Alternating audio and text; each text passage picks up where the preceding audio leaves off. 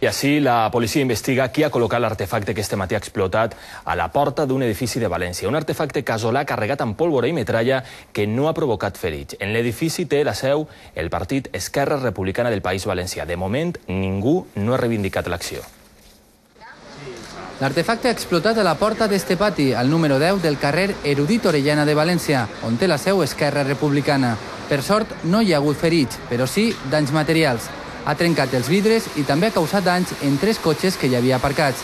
L'artefacte d'escassa potència estava carregat amb pólvora, claus i boles de ferro que han quedat escampats per terra. Es un artefacto casero, algún tipo de bola o de recipiente de corcho que dentro tenía pues tornillos, rodamientos pequeños, no bolas de rodamientos no muy grandes. La policia investiga ara qui ha col·locat aquest artefacte casolà que ha explotat a primera hora del matí, un artefacte de poca potència carregat amb metralla com esta. L'explosió ha sigut a les 8 menys 20 del matí. Sort que en aquest moment no passava ningú per ací, però el soroll ha sobresaltat els veïns. Sabía que un petardo no era, ¿no? Era un ruido fuerte, sí. Eso ha sido un susto tremendo.